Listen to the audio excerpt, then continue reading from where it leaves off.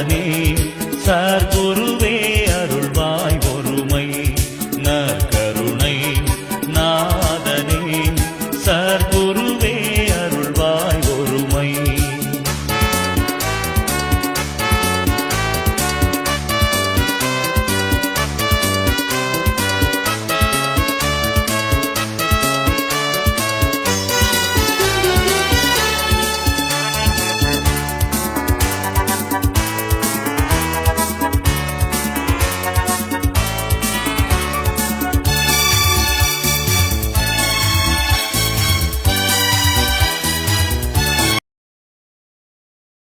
தூய ஆவியின் கிரியேக ஆசீர்வாதம் நம் அனைவரையும் ஆசீர்வதித்து காப்பதாக.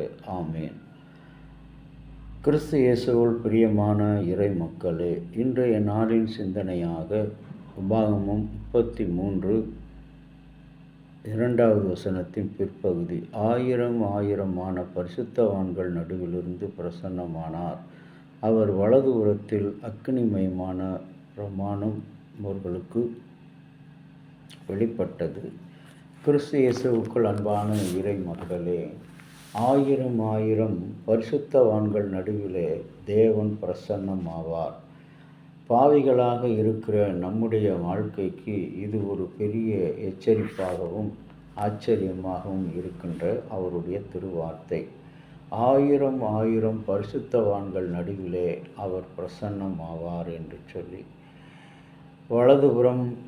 வலதுபுறத்தில் அக்கினிமயமான பிரமாணம் அவர்களுக்கு வெளிப்பட்டது என்று சொல்லி பார்க்கிறோம்.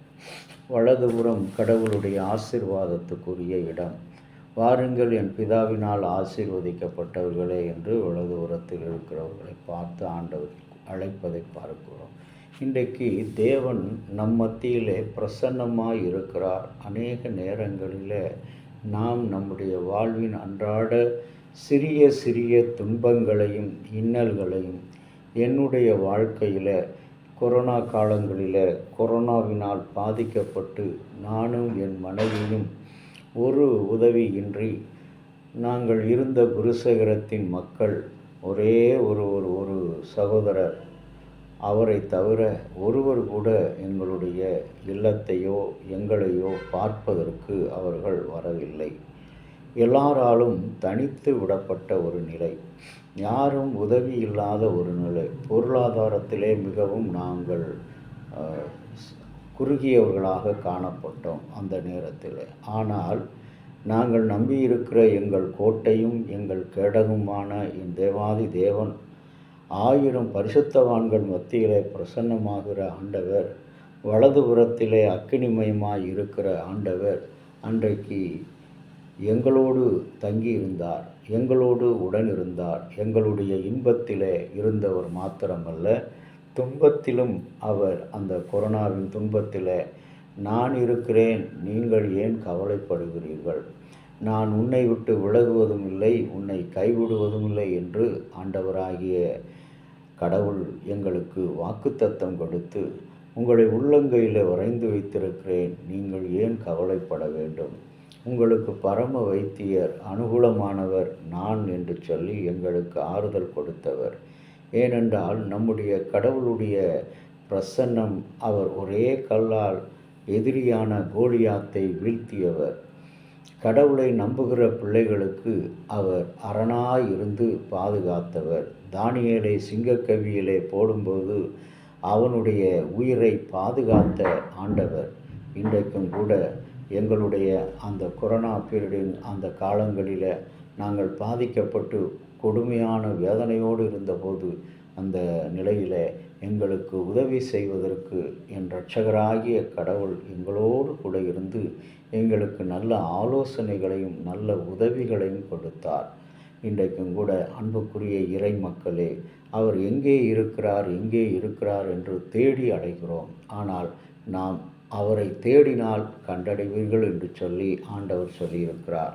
இன்றைக்கும் கூட இந்த நாளிலே ஆயிரங்களில் பரிசுத்தவான்கள் மத்தியிலே பிரசன்னமாகிற நம்முடைய கடவுள் நம் மத்தியிலே வாசமாய் இருக்கிறார். அவருடைய பிரசன்னத்துக்காக நாம் காத்திருக்கும் பொழுது, அன்றைக்கு மோசே சீனாய் மலையில் ஆண்டவருடைய பிரசன்னத்துக்காய் காத்திருந்தான்.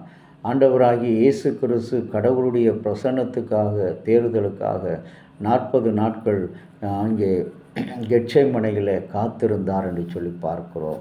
அதுபோல் நாமும் கூட கடவுளுடைய பிரசன்னத்துக்காக அவருடைய வழிநடத்துவதற்காக நாம் காத்திருக்கும் பொழுது கர்த்தர் நம்மை ஒருபோதும் கைவிடாத கர்த்தராக இருந்து பாதுகாப்பார்.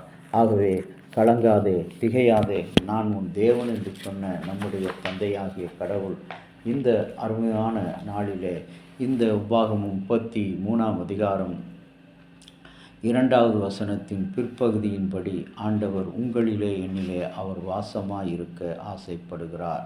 இன்றைக்கு அப்படி இரவும் பகலும் தம்முடைய பிள்ளைகளுக்காக உழைத்து தம்முடைய உடலை சிலுவையிலே ஒப்புக்கொடுத்த இறைமகன் இயேசு இன்றைக்கு உங்களையும் என்னையும் இந்த காலை நேரத்திலே தேடி வருகிறார். நாம் கலங்க வேண்டாம். அவர் பிரசன்னமாகிற தேவன், பிரசன்னமாய் இருக்கிற தேவன். அவருடைய பிரசன்னத்தில் நம்ம ஒப்பு கொடுப்போம்.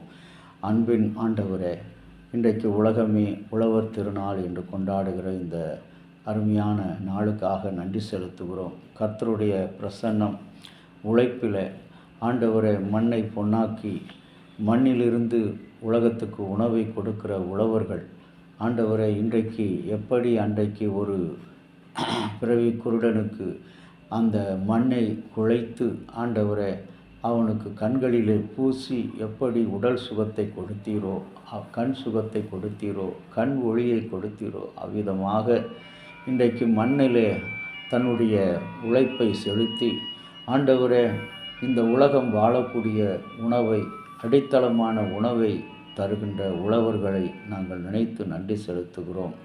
நீ நல்ல உழைப்பாளியாக எங்களுக்கு ஒரு மாதிரி உழைப்பாளியாக இருந்தீர்.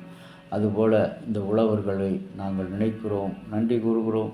உழவர்களோடு ஆண்டவரை கஷ்டப்படுகிற மக்களோடு தன்னை அடையாளப்படுத்தி கொள்கிற எங்கள் தந்தையாகிய கடவுளை, துயரப்படுகிற மக்களோடு எங்களை அடையாளப்படுத்துகிற தந்தையான கடவுள், இன்றைக்கும் உம்முடைய பிரசன்னத்தினால எங்களை அர்ப்பணிக்கிறோம். ஆண்டவரை இந்த நாள் முழுவதும் பாதுகாத்து ஆசீர்வதியும். இயேசுவின் நாமத்தில் பிதாவே, ஆமேன். தந்தையாகிய கடவுளின் அன்பும் மைந்தராகிய இயேசுவினுடைய அருளும் பரிசுத்த ஆவியினுடைய நல்ல உறவும் பாதுகாப்பும் பராமரிப்பும் அனைவரோடு கூட இருப்பதாக. ஆமேன்.